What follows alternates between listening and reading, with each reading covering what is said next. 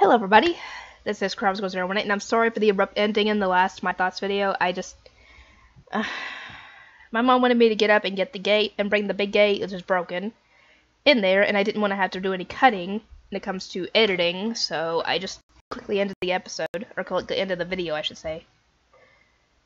Anyway, yeah, it's gonna be my thoughts on Fairy Tail episode 121. I'm gonna try and get as many of these done as I can. I will try to, anyway. Barring anything that's going on in there that I have to go and deal with, I will get it done. I just don't know how many. Anyway, I'm also going and upload episode 120 while I got the chance, while I talk. Anyway, it's essentially, this episode mostly is everybody resting and recovering, and everybody was getting mad because Makarov canceled the class trials because, well, we can't really continue it when everybody's in that condition. And he actually tells Natsu, if you can actually beat me, then I'll let you be an S-class wizard, and he gets his butt kicked in one hit.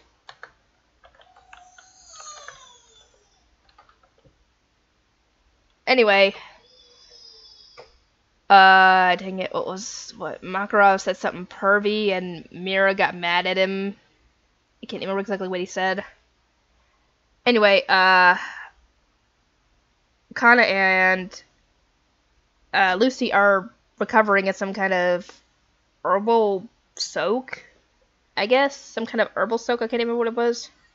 It was supposed to help, but it's apparently painful. And Lucy actually asked Kana if she's okay with not being able to do the S-Class trial, because she did actually say that if she couldn't be an S-Class wizard this year, she would quit.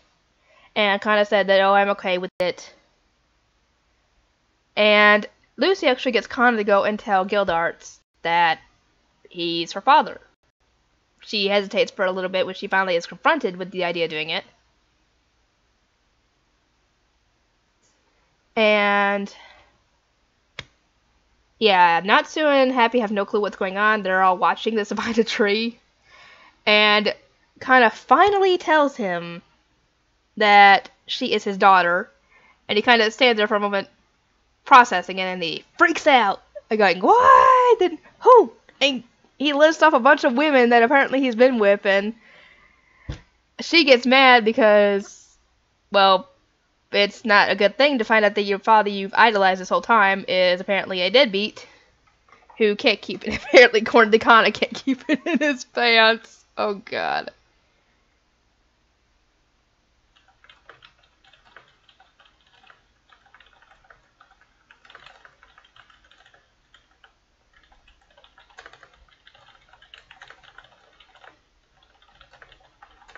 Sorry, hang on.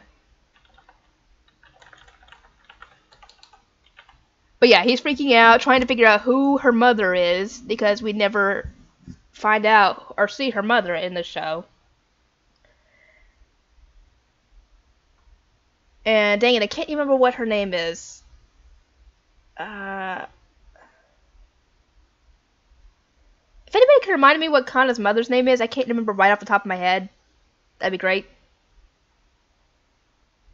But yeah, he finally realizes who it is. And he hugs her and tells her that he essentially apologizes for not being there for her like he should have been. And he starts crying because he's essentially watched her grow up from since she came to the guild to now, and didn't even realize that she was his daughter the whole time. And he apologized and said that he will do whatever he can to make sure that he doesn't make her sad again. Which I thought was nice.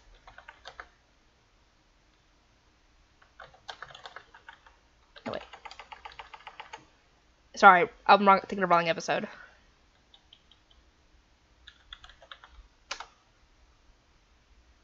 Anyway, what else happens in this episode?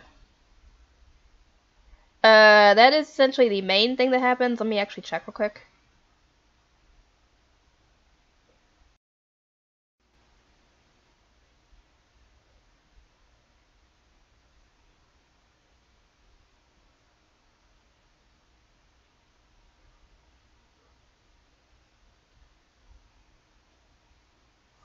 Oh, yeah, I actually skipped some stuff. Hang on.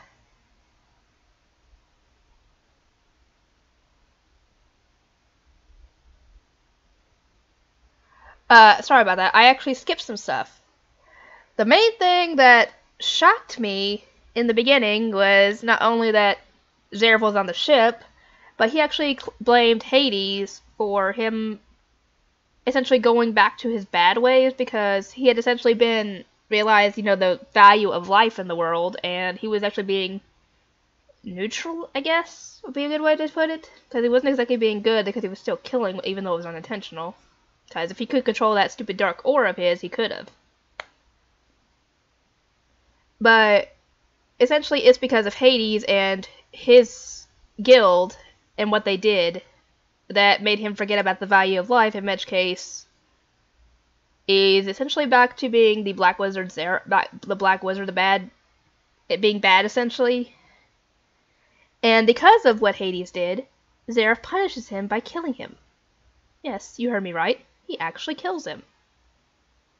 Which shocked me, because I didn't know what he was going to do. I thought that maybe, at worst, he would have Hades as his minion. No, at worst, it's killing him. No, I don't know what would be worse or best in this situation, because it involves killing, so I don't know. But yeah, he does kill him. Hades is dead. But his two lackeys, Cain and the other guy, are still alive. And now Zeref is in control of, I guess, Grimoire Heart at this point. And yeah.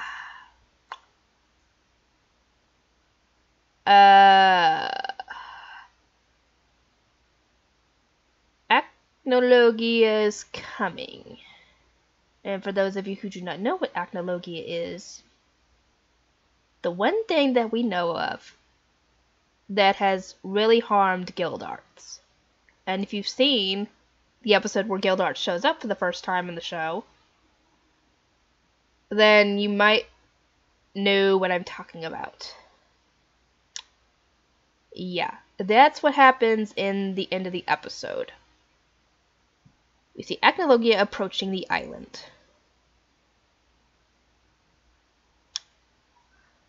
Which is not good.